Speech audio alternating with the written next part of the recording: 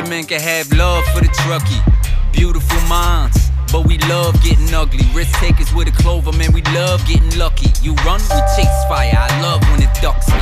Tones go off, house watch, read the address out. 1075, get up off the magic couch. 500 gallons prepared for the baddest drought. Who else you want on the way when disaster's out? Can't even get a little bit rattled when you enter with exit apparel. Mayday, member down, they'll drag you.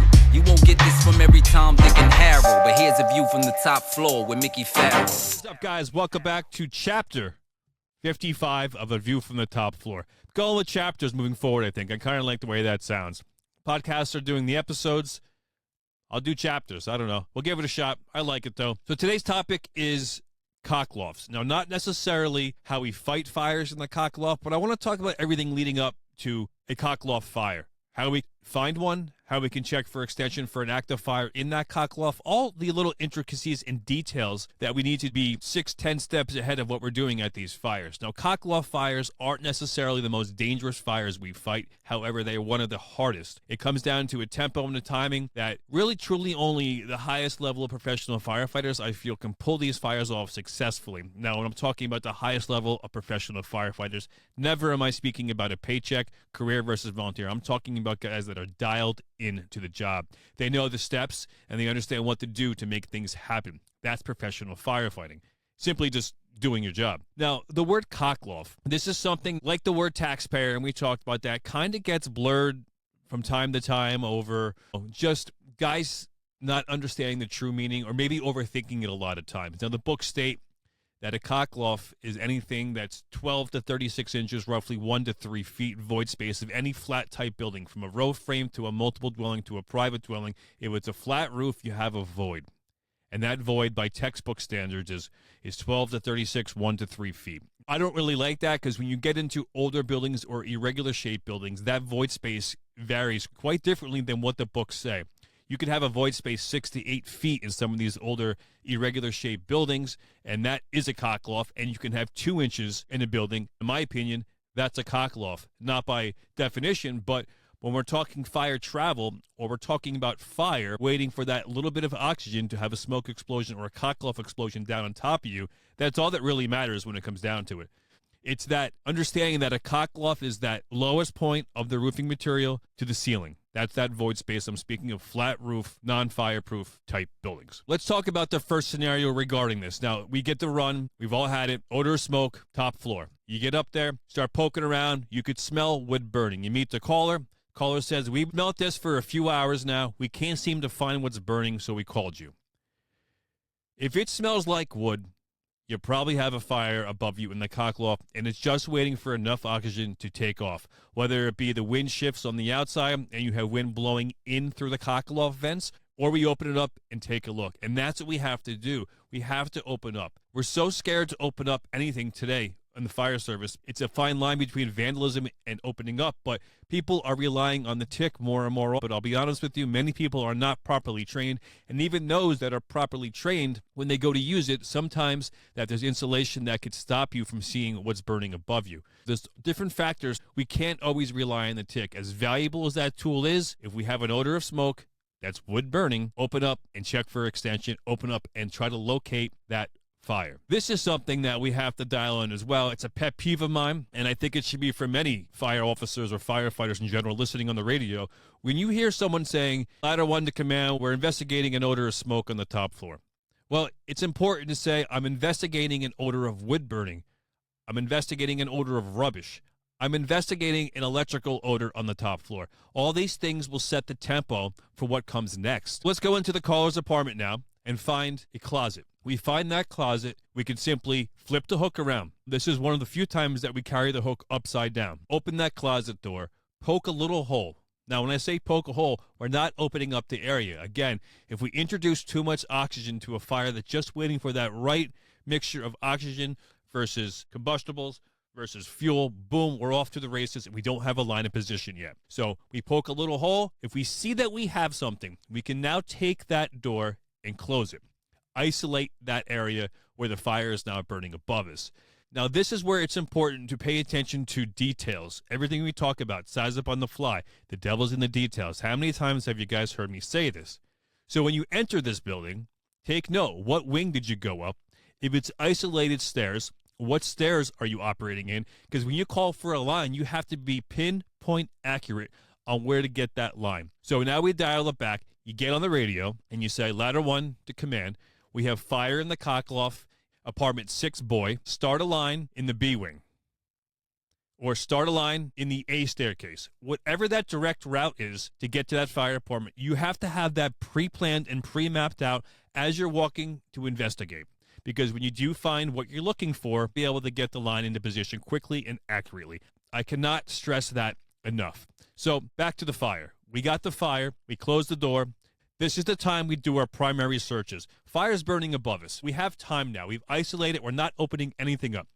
We do our primary searches, which is now going to be the fire apartment. And while we're doing our primary searches, we are looking for our second means of egress. We're trying to locate that fire escape. Again, we're talking about a 6-story multiple dwelling. Find the fire escape, locate that. Make sure everyone operating with your inside team knows where the fire escape is. Very quickly, when we start to open up, conditions are going to drastically change for the worse. It's going to get very, very shitty up there very quick.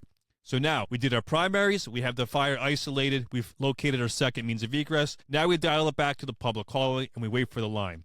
A good engine company will get that line there within the time you're doing that. But now you have to have that communication factor. This is why these cockloft fires, again, aren't necessarily the most dangerous fires that we're fighting, but they are incredibly hard to master because of timing. So now the line comes into position. This is where you have to communicate with that engine company. As they call for water, they get water in the line. Now you told them, hold off. Guys, hold off 1 second. You as the truck company go in, we want to take the windows of that fire apartment. Because once we start opening up, if we do introduce enough oxygen for that mixture to create a cockloft explosion or a smoke explosion blowing down on top of you. Very, very dangerous, very, very deadly. So the reason why we're taking these windows is that if it does blow down, it has a place to go and exit the fire apartment. So now we get back, windows taken, line charged, communication. Now this is where it gets very, very intimate, very romantic. The engine and the truck, they're going to slow dance together. But we're starting this from the apartment door. I don't care if you have found that area of fire all the way in the rear bedroom in that closet. If the fire's in the cockloft in the rear, it's coming right for you to the front, trust me, and it'll be there before you know it, if it didn't already spread from the time that they were getting the line into position. Now we're going to operate from that public hallway, and we're going to open up and work together. Don't get too far ahead of the engine company. That ceiling can have an opportunity to blow down behind you, cutting you off from the line opposite the fire. So, same situation, another move just to be cognizant of or understand that you can do during this moment or during this firefight per se, is that you can stand on dressers, you can stand in the bed, you could open that up. The nozzle man can stand on the dresser, get that nozzle up into the cockloft if you have to. Again, I don't want to get too into fighting cockloft fires, but just know we have to get that nozzle into the cockloft. We have to open up the area ahead of the nozzle, and we have to work together. It's all about timing. Everything in life is about timing. If we can dial the timing in this, that's how we have success. That equals professionalism is timing. Time is a tool on the fireground. When you can dial in the time and manipulate it for your benefit, you win on the fireground. So now let's talk about same type of building. You're the second due truck. The first two trucks operating in the fire apartment, you're going to the adjoining apartment. And you want to see if the fire has now travel from that cockloft or void space into the adjoining apartment and what way it's heading. If it's heading towards the throat, which would be the other wing, or vice versa. But you want to get as close as you can to the actual non-bearing wall, that dividing wall of apartment A, apartment B. That divides the apartments, but there's no division in the cockloft. So that's an open ocean right there of fire travel. I have a video here of something we did in an H-type. We had a fire. We were in the adjoining apartment and had the guys go in, and the can man had him open up and check for extension. So we're coming down the hallway. The fire's to the left, the apartment on the left. This is the closet. That's the adjoining wall. You can see where I had my can man open up that area.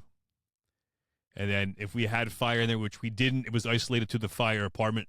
Adjacent to that, we could close that door and then call for a line. Everything we just spoke about, but now we're looking for extension, not really looking for the seat of the fire. So this is a tactic we can do at all of these fires, everything from the row frames to the private dwellings to the taxpayers. We want to get as close as we can to the fire building when we're looking for extension, either left or right of the actual fire store or the fire building, be able to open up and isolate that area. Now let's talk about taxpayers. If we get to the rear of a taxpayer and we poke a hole and we see that we have fire above us, we have to dial it back to the street rather quickly. We call for a line, but then we're going to start our firefight from the street. We're not stretching that line to that back room. If that back room happens to be on fire and traveled up into the cockloft, we're starting the firefight from the street. Now, we can knock the fire down to a certain point, but we have to understand that threshold of how far has that fire traveled in the cockloft. Is it going left or is it going right? It's traveling to the front. Before we commit the line deep into the fire building, this is why it's so important before we commit any lines to poke a hole in the ceiling above you right when we enter the fire store. We don't want to do it right when you walk in the store. Go in, take a step to the left, flip your hook around like I just spoke about, and poke a hole.